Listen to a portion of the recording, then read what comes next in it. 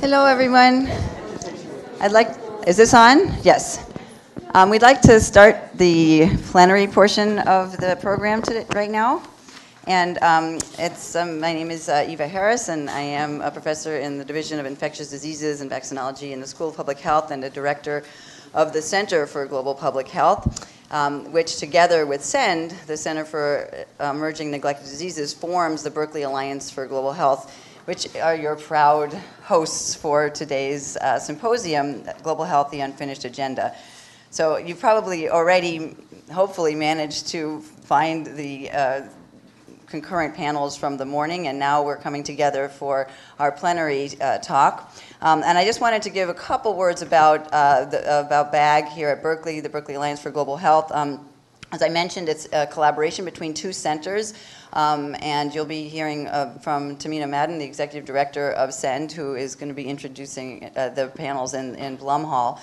And essentially, we've pulled together over 100 faculty here on the UC Berkeley campus, which involve faculty from 12 different schools and colleges. And for instance, certainly letters and sciences, molecular cell biology, chemistry, et cetera, the College of Engineering, the School of Public Health, business. So we have a really active faculty across the entire campus. And for instance, not working on issues that range from phosphatases of tuberculosis to intermittent water supplies, et cetera, as we just heard in Kara Nelson's panel here, to global health equity, to a really wide range of areas that involve global health in many different dimensions.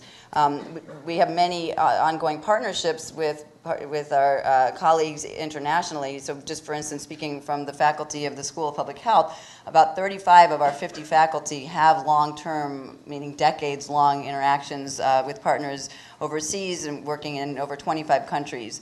And so what we try to do here through BAG is to provide a nexus for education, for research, for funding, for advocacy in the area of global health, pulling together this tremendous campus in a single place where you can actually find out what's going on. And so that's one aspect. The other is that we have active fellowship programs that we're able to send around 10 or more of our master's and PhD students overseas every summer to be able to do their research under faculty-sponsored programs.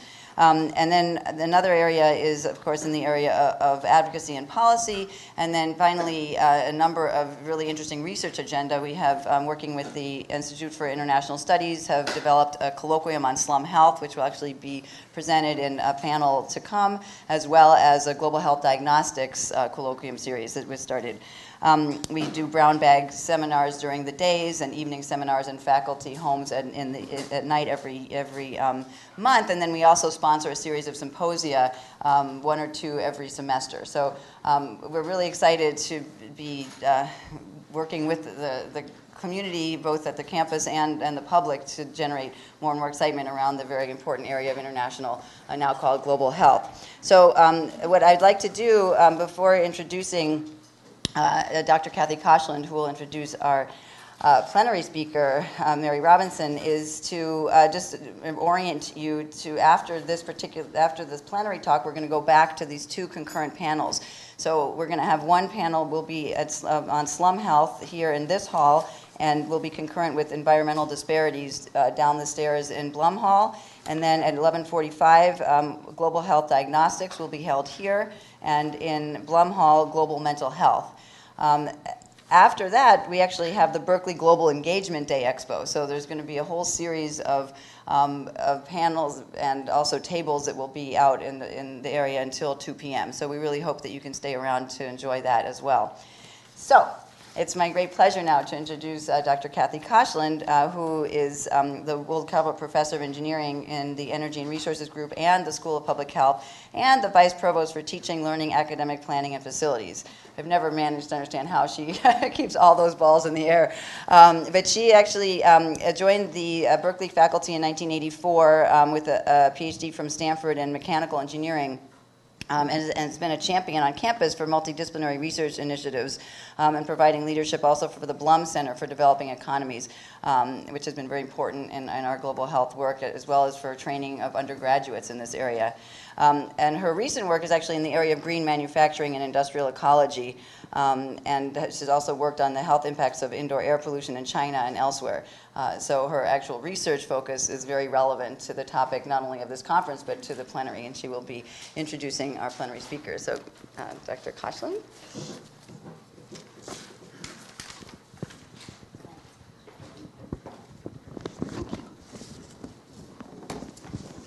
Well, thank you, everyone. It's a pleasure to be here. We're very pleased and excited to have Mary Robinson, the former president of Ireland, as our keynote speaker today. She's truly been a leader in global health and in the fight for justice on issues of climate, labor rights, and, again, access to health. She has been an extraordinary leader. Not only has she been a head of state, she has been a leader in the UN. She's also been a university professor and an advocate, a scholar activist, we could call her. In each of these positions, she's given a voice to millions of people throughout the world who lack basic rights and resources. President Robinson has been particularly effective as an advocate for the rights of women and girls. Early on in her career, she fought for contraception in Ireland, and her current efforts involve stopping child marriage. We can certainly be inspired by her work. It drives us to think about our own research and about the role of research in society, and it can help us rethink the education and service missions of our university. Berkeley has a long history of engaging globally. For decades, our scholars have informed important policy debates on global health, environmental issues, and economic issues. And our faculty and students have enjoyed opportunities to speak before government officials, meet with high-level executives, and work alongside community leaders throughout the world. But with this opportunity comes responsibility.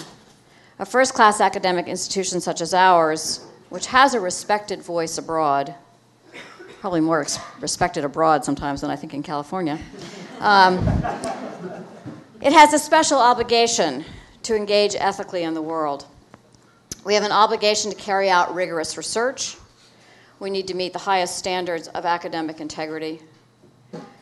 We have an obligation to collaborate equitably, and I must say many of the faculty and students in this symposium today just shine in that respect and have really led the way of how to create relationships with local communities that are not exploitative and in fact are ones that really develop a relationship and give something back, and also acknowledge that we gain something in those interactions from those communities, that it's not just a one-way street of us giving to them, but it's very much one of their partnership and their giving back to us. And I think that's incredibly important in what we do.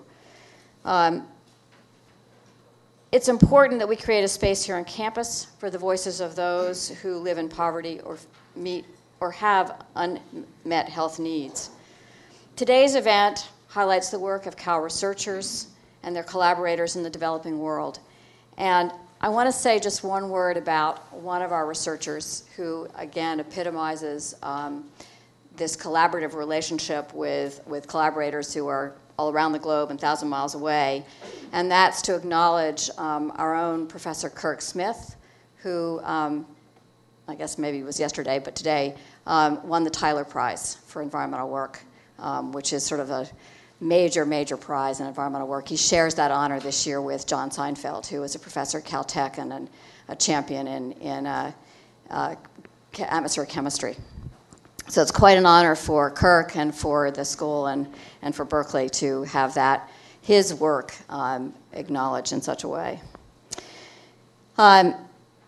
And it's just the kind of work that Kirk has done, this sort of equitable joint research, in his case looking at biomass fuels and exposures in households around the world. Those individuals' voices get heard, and there's a combined impact then on the scientific community. You've already begun the conversation today discussing several areas of global health research, including addressing neglected issues like the low-cost treatments for mental disorders and addiction, and the challenge of building better and more sustainable sanitation technologies.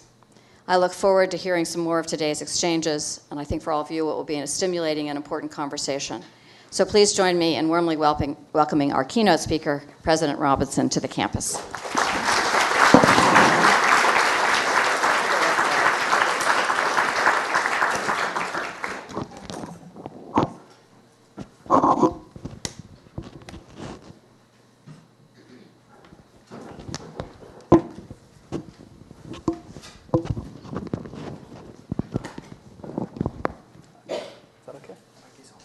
It's on, yeah, okay.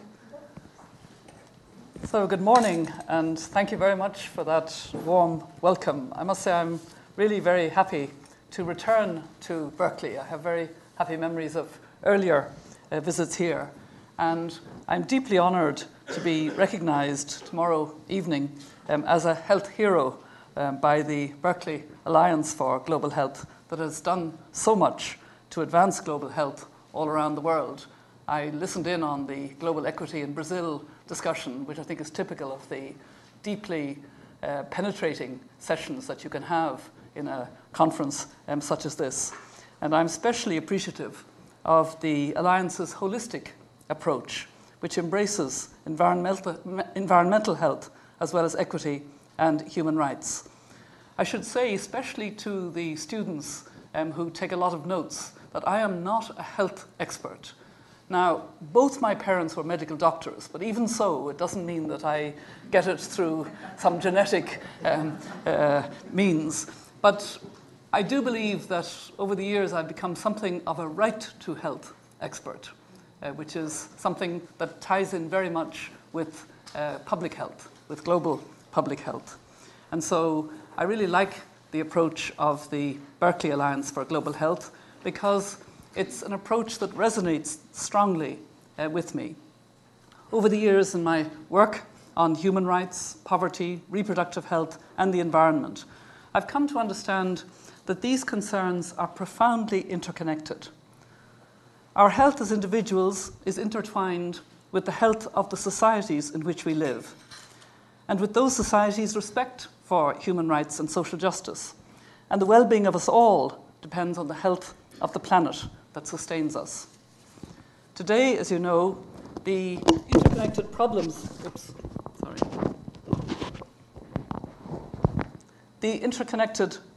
of climate change and inequity are causing enormous human suffering in many parts of the world. Unless we act urgently and decisively, that suffering will widen and deepen on an unimaginable scale. But fortunately, just as the problems are interconnected, so are the solutions. One indispensable solution is equitable access to healthcare, including reproductive health. The countries that are most vulnerable to the negative effects of climate change are also those with high population growth, high unmet needs for reproductive health services, and high levels of poverty. Access to health is an intervention that has extraordinary, far-reaching social benefits. It's essential to building resilience in the face of climate change, and it's essential to building a world that is sustainable and just. Climate change, as you know, is already taking a huge toll on human health. The World Health Organization has said that the health impacts of climate change are overwhelmingly negative. Indeed, climate change is chipping away at the foundations of human well-being: clean air, safe drinking water, sufficient food, and secure shelter. Already, with less than 1 degree of warming, the impacts of climate change are being felt by the millions killed or left homeless and destitute in the wake of weather-related disasters, which have tripled since the 1960s. I was in the Bengal Bay area of Bangladesh this time last year, and I saw the devastating impacts of a cyclone. There are going to be more frequent cyclones, and it's estimated there may be 20 million people from that region who will have to move over the coming decades. It's being felt by the tens of thousands of elderly in our cities who are dying in protracted heat waves. And that's happening in rich countries. It happened in France a few summers ago. It's being felt by the children in East Africa who are dying from malaria as disease-carrying mosquitoes move into new latitudes and altitudes. It's been felt by the subsistence farmers who are losing the struggle to feed their families as they wait for rains that don't come, or that come instead as deadly floods. I've learned quite a lot about this from a good friend now, Constance O'Kellett from northern Uganda. She's one of the climate-wise women who go around trying to bring home how much climate is affecting people, not just melting glaciers or polar bears on ice floes, the icons of climate change. The icon now is a poor woman farmer, and she's desperately trying to feed her family. Constance speaks about it in very personal terms. She grew up in a village where they had predictable seasons. They were not rich, but everybody had enough food. They knew when to sow and they knew when to harvest. And then about 10 years ago, there was a very significant negative change. Instead of predictable seasons, now they have long periods of drought, followed by flash flooding, followed by another long period of drought. The flash flooding destroyed the school, which is when Constance and some women in the village banded together in a women's group to try and hold their community together. And she puts it in very interesting terms, speaking in her slow, dignified way. She says, and when this happened over several years and the impact was getting more and more devastating for our community, we thought that God was punishing us. And then through Oxfam, when I came to my first climate conference, I learned that it wasn't God. It was the lifestyles of rich people. And that was a very telling comment from somebody who's at the receiving end of the impacts of the greenhouse gas emissions. The impacts of climate change are also being felt by the countless girls and women who have to walk further and ever further to find water for their families, to find firewood. And there's more to come as the temperature rises by 2 degrees, or very likely, unless we change course, more than 2 degrees. Today, 1 in 6 people on the planet gets their drinking water from glaciers and snowpack on the world's greatest mountain ranges, including the Hindu Kush, the Himalaya, and the Andes. Those glaciers are receding, as you know, worldwide. When they're gone, so is the essential water they provide. The Intergovernmental Panel on Climate Change predicts that in some African countries, production of stable foods could drop by half within a decade. We could see an explosion of vector-borne diseases. By 2080, it's predicted that some 2 billion additional people will be at risk of exposure to dengue fever. Also, by the end of this century, droughts are expected to occur twice as often and last 6 times as long, with devastating implications for the availability of food and fresh water. The health impacts of climate change are not distributed equitably. While no region is completely spared, the worst effects fall on the poorest people in the poorest countries, especially women and children. In other words, those who have done the least to cause the problem bear the greatest burden. The 50 poorest countries in the world are responsible for less than 1% of the greenhouse gas emissions that are causing climate change. I was at a conference in Rwanda about 6 years ago and learned that the continent of Africa is responsible for less than 4% of the greenhouse gas emissions. And yet, in my work with Realising Rights initially and our current work in African countries, you can see the impacts in different ways, but all of them are negative. In Liberia, it's a question of not being able to predict the rainy seasons anymore. They don't come at the time that they used to. And President Ellen Johnson Sirleaf, who's a good friend, can't plan to mend her roads. And people have been killed in Monrovia, in a poor slum part, by additional flooding. That's why we need to view this problem through the lens of climate justice. Climate justice lies at the nexus of climate change and human rights. It illuminates the human face of climate change and asks us to address its impacts on the most marginalized people. Most urgently, climate justice demands that we change our systems of production and consumption, that we mitigate the problem by reducing fossil fuel consumption in developed countries. At the same time, we must recognize that climate change is happening now, that its impacts are already being felt, and that we must adapt to the rapidly changing climate by building resilience. Resilience, as you may be aware, is something of a catchword in international discourse. It has been defined as, and I quote, the ability of a social or ecological system to absorb disturbances and the capacity to adapt to stress and change. Resilience is a theme of the high-level panel that reported recently as we're preparing for the upcoming Rio +20 Earth Summit. But what does it mean in practical terms, and how do we cultivate it? Researchers who study how societies bounce back after disaster have identified some protective factors, like wealth, most obviously, and healthy ecosystems. But there's also a human side to resilience. Societies are more resilient when their people are healthy and productive. We can think of resilience as a kind of collective immune system. As individuals, our immune response rests on a foundation of basic health. We can better fend off disease when we have clean water and nutritious food, adequate rest, and protection from toxins and stress. It's the same for our societies. Social resilience is built on a foundation of healthy people with the means and the power to sustain their own well-being. So by strengthening health, we're strengthening our societal immune system and building resilience to the new inevitable impacts of climate change. The climate's impact on human health is part of the problem, but health is also an important part of the solution.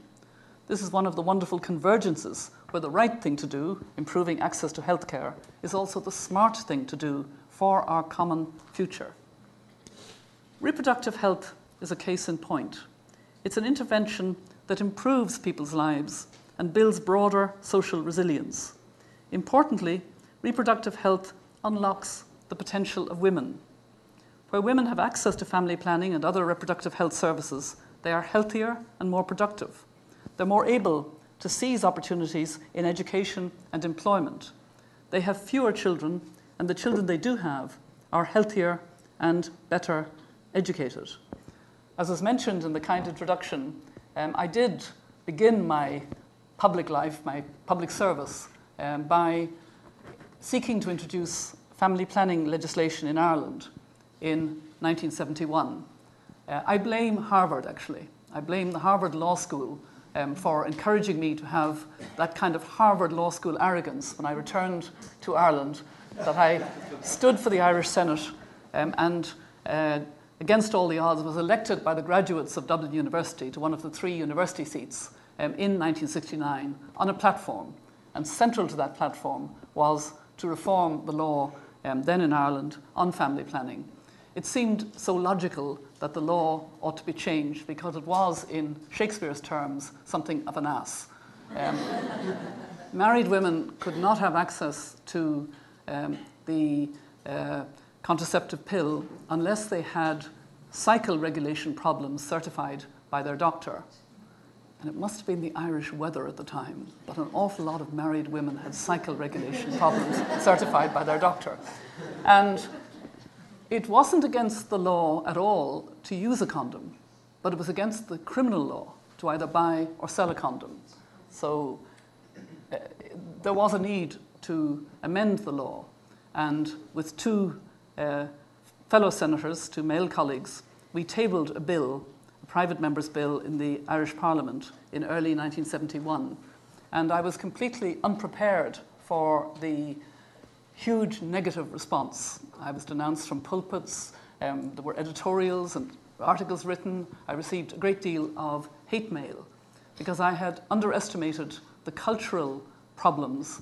At that time, in predominantly Catholic Ireland, people didn't want to talk about sex or anything to do with sexual relations. And it was breaking a huge taboo. It took more than 10 years before there was a government bill which was described at the time as an Irish solution for an Irish problem, but it did move the agenda along a little bit. And that was a good lesson to me that it's necessary, especially in countries that have strong religious traditions, to work from within the communities in order to promote reproductive health. But I must say it is somewhat depressing to see some of the debate in this country at the moment on the issue of reproductive health. It reminds me of Ireland, Catholic Ireland in 1971, and yet this is the United States of America. I must say most of the health work that I was doing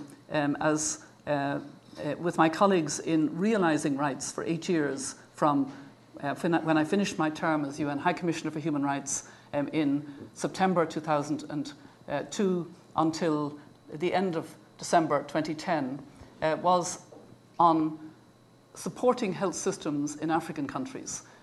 We had a ministerial leadership initiative based in the Aspen Institute in Washington, D.C., working with 4 African countries and Nepal.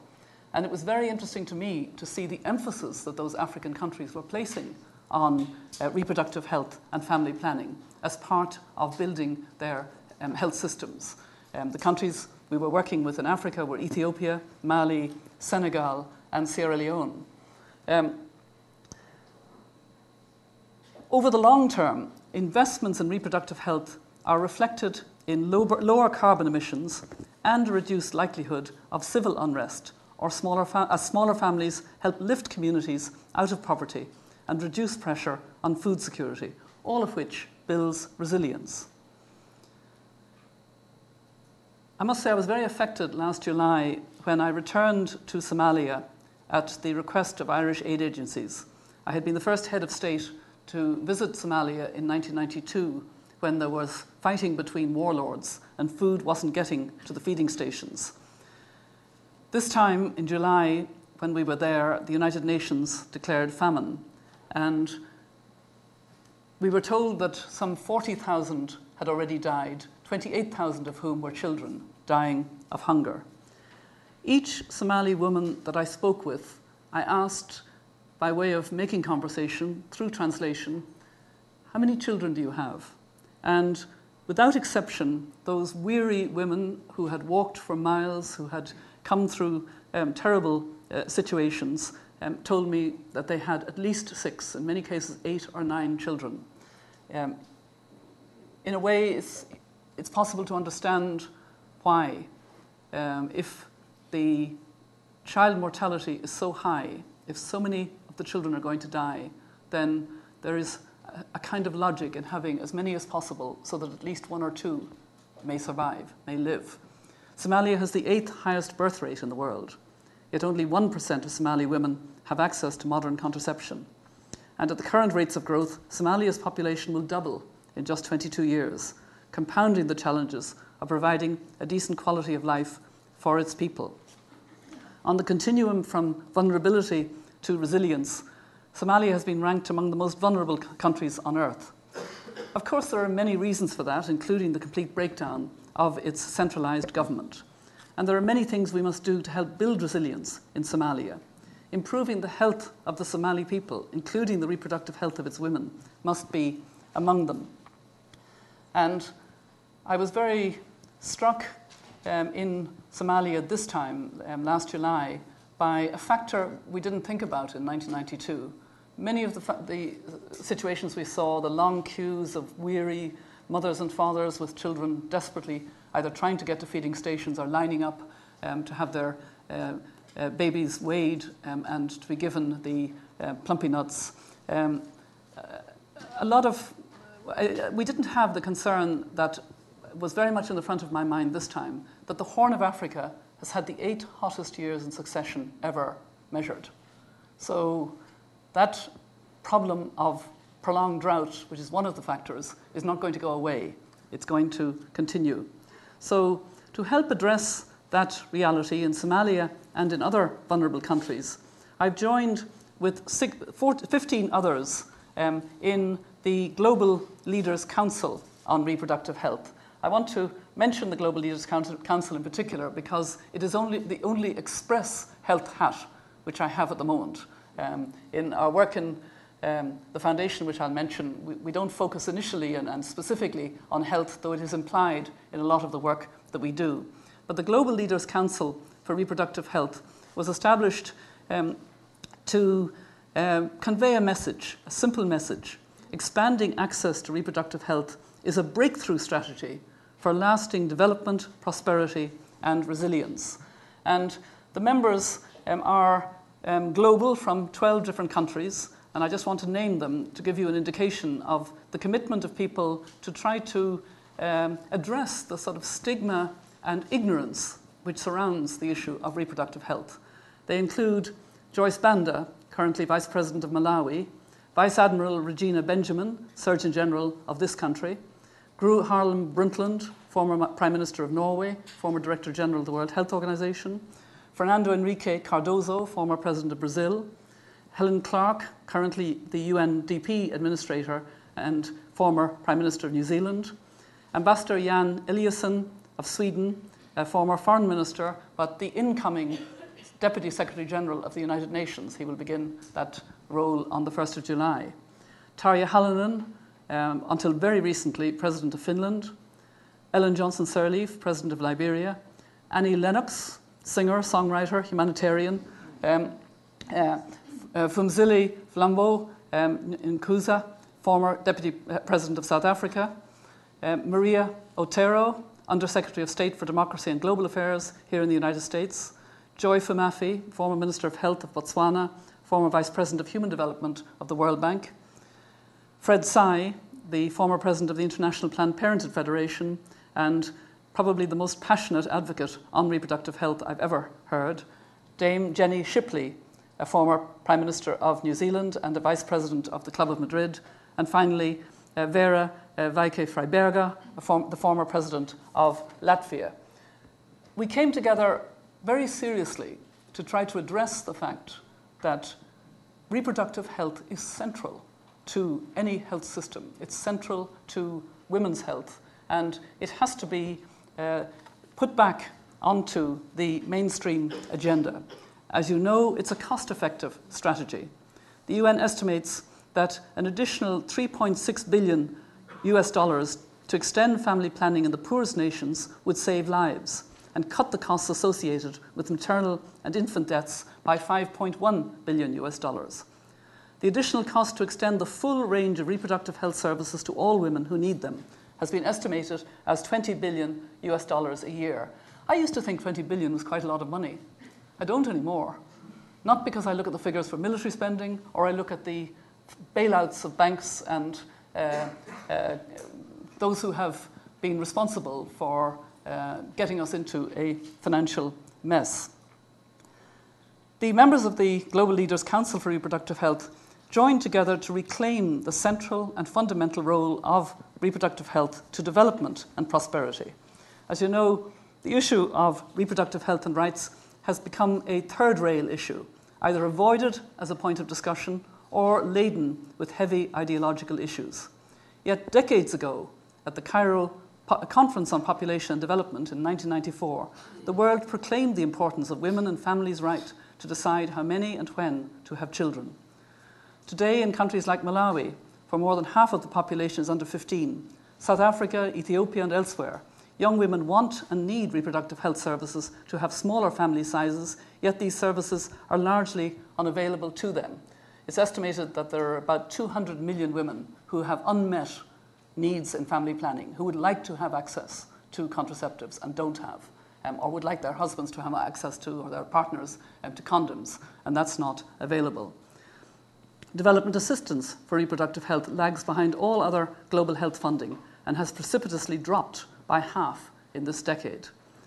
When I was in London on International Women's Day, a number of members of the Global Reproductive Global Leaders Council on Reproductive Health met to promote the issues, and we had a discussion in the House of Commons which was hosted by members of both the House of Lords and House of Commons. And we had the Minister of Health of Ethiopia, Dr. Tedros, who may be familiar to a number of you, speaking from the heart about the very committed work that is happening in Ethiopia. But there's a funding problem in providing access to reproductive health at community level through the some 30,000 community health workers that he now employs. The Deputy Minister of Liberia conveyed much the same message, as did the Minister of Health of Malawi, the problem of not being able to get access to adequate funding. So this is a question of resources, but more fundamentally, it's a question of political will. There are enough resources available in the world to provide basic health care for all, but many still die from preventable, treatable illnesses. Women die in childbirth when simple, proven, and inexpensive interventions exist. There needs to be a radical rededication to assuring the fundamental human rights of all people living on the planet. Today, it's the most marginalized among us, the poor, women and children, who bear the greatest burden of the changing climate. Climate justice demands that we do our part to reduce the impact of climate change and to strengthen the resilience of those who are most vulnerable. Climate change poses new threats to health and even to human survival, but it also offers an opportunity, a powerful reason to do what we should be doing anyway, ensuring universal access to health care, including reproductive health, upholding human rights and advancing social justice. By doing so, we will also bolster our resilience to the challenges we face. The right thing to do is also the smart thing to do. If there's a silver lining to climate change, it is this. It has never been more apparent that we are in this together, that our fate is bound up with the health and well-being of the most marginalized people among us. It's my hope that that recognition will help to mobilize the creativity, the commitment, and the compassion needed to create a more sustainable and equitable world. And schools of public health, such as the wonderful school and the wonderful community of the university involvement that you have in public health, are part of that strength. This year, as you know, we mark the 100th anniversary of the loss of the Titanic, which in many ways was a world event, but it was also, in Irish terms, quite a local event. The Titanic was built in Belfast, and they were so proud of it. There's now a museum about the Titanic. It left from Cove, and quite a large number of very poor Irish were in steerage on that vessel. On Easter Sunday, I will be in the local village near my home in the west of Ireland, the village of Lahardán. And there's a sign as you come into this tiny village of Lahardán, which calls it the Titanic Village of Ireland. You've got to be famous for something. Unfortunately, it's a very sad reason why it's the Titanic Village of Ireland. 14 people from that tiny village lost their lives, having made the journey from Lahardán in County Mayo down to County Cork, which would have taken them several days, maybe even a couple of weeks at that time, and then boarded, having saved money themselves and their neighbours, and then being lost at sea. Why do I mention the Titanic? I think it's a good way of describing our world today. We're all in the Titanic, and it's facing the iceberg of climate change. And if the world hits that 4 degrees warming, which we're on course for at the moment, then everybody will suffer. As Tim Wirth put it some years ago at a conference in Aspen that I attended, when planet Earth files for bankruptcy, all the subsidiaries go down as well. So I think in every forum we need to be aware not only of the implications of climate change, the negative impacts it has on public health, but of our need to address this situation, do something about it. In every country in the world, we should be thinking about changing our habits, changing our lifestyles. In this part of the world, it's changing our ways of producing and consuming. In the poorest parts of the world, it's to become more adaptive and more resilient. But we are in this together. And that, I think, is probably the most important message that we can convey, because it's also the message of finding solutions. Thank you very much.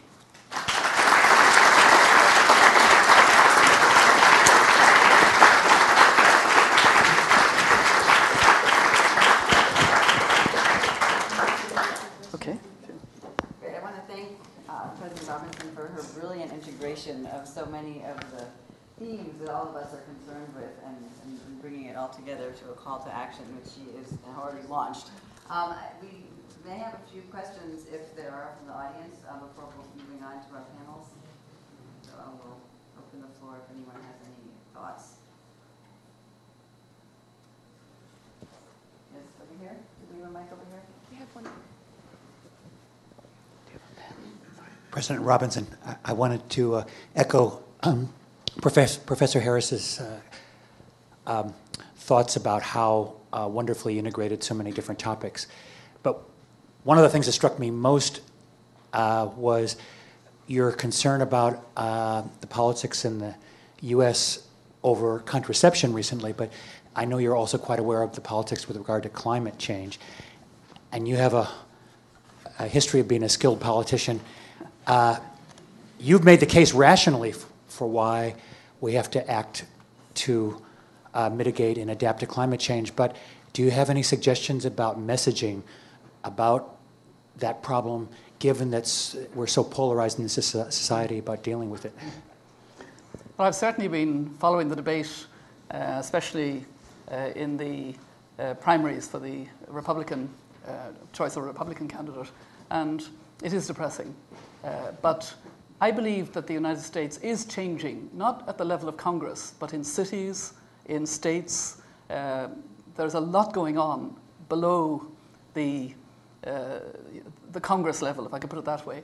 And my own sense is that it will be that sense of competition and opportunity that will convey to decision makers at all levels, both politicians and the business community, that the United States needs to move very fast to remain competitive in the context of renewables, for example, and not to allow other countries, notably China, to become the country that will be the mainly benefit from what is happening. So I think that that's one side of it. I also saw recently, and I'm sure some of you are quite aware of this, that this year, 2011, saw the highest number of disasters that cost this country more than $1 billion ever. And I think that's a trend that's going to continue, and people are going to say, why is this happening? But I believe that the main way to counter the climate deniers, many of whom, unfortunately, as I understand it, are supported and funded by the fossil fuel lobby, the main way, I think, to counter that is by bringing out the human stories. You cannot deny somebody their lived reality. And I think the more we become aware of the impacts that climate is having now on poor developing countries, peoples, the more I think it will engage a wider community here. The United States, people in particular, are notably generous to countries that have suffered and are suffering from disasters of one kind or another. And if they realize that climate is causing this, I think it will also have an impact.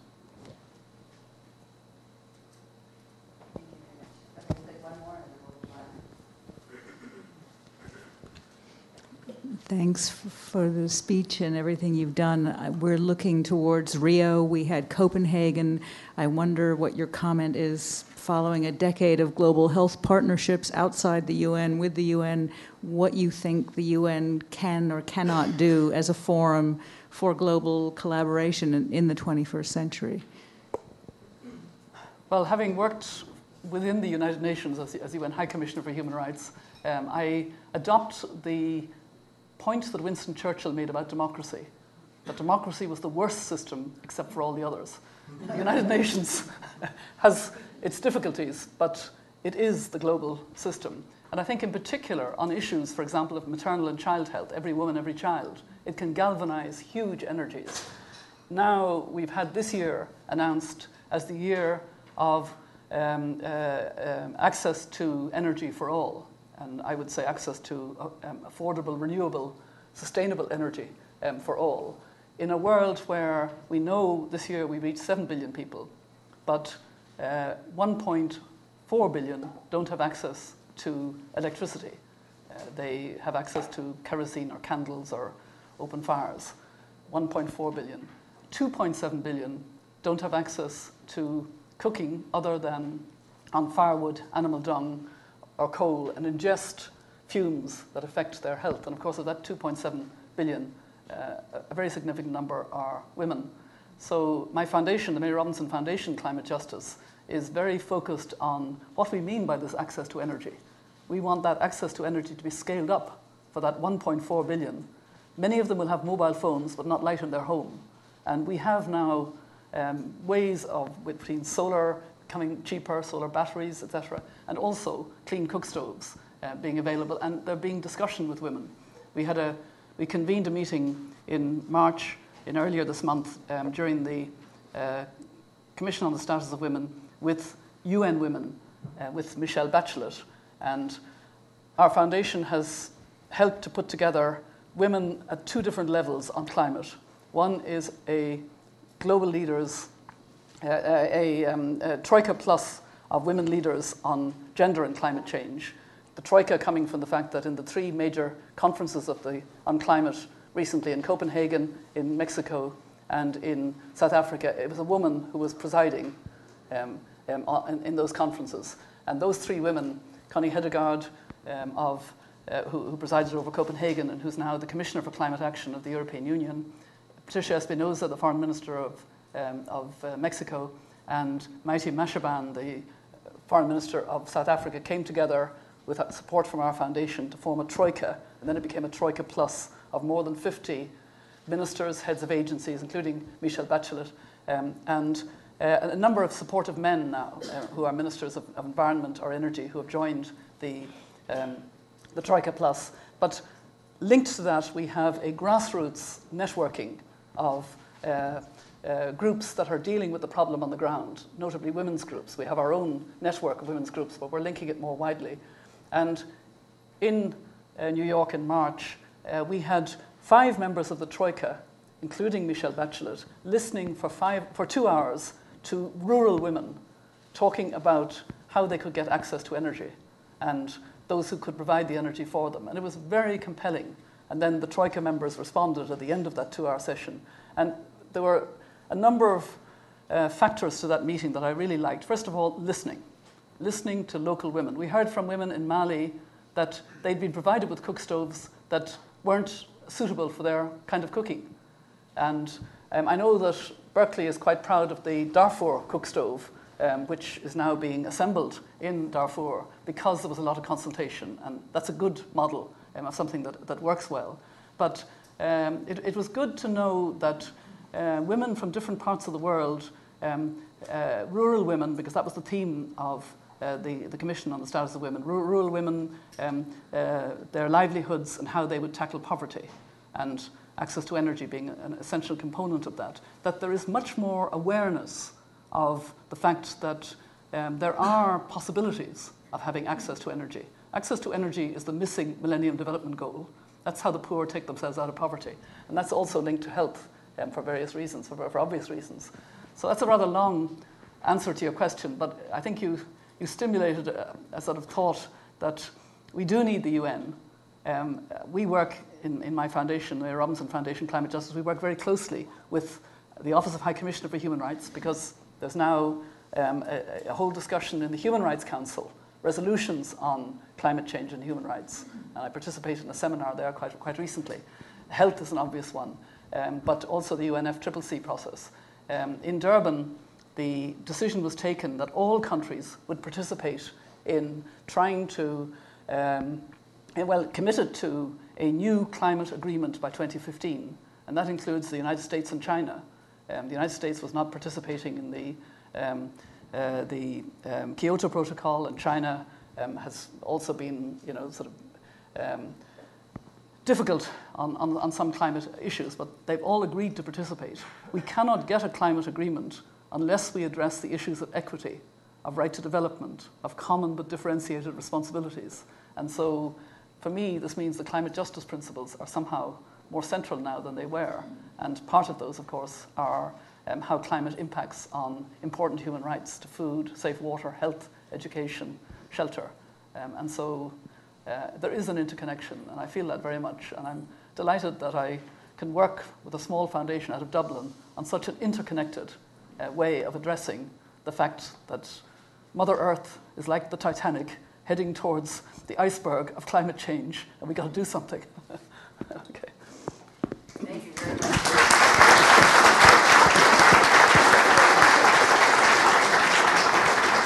I'm very glad we had access to a couple more thoughts. Very inspirational once again.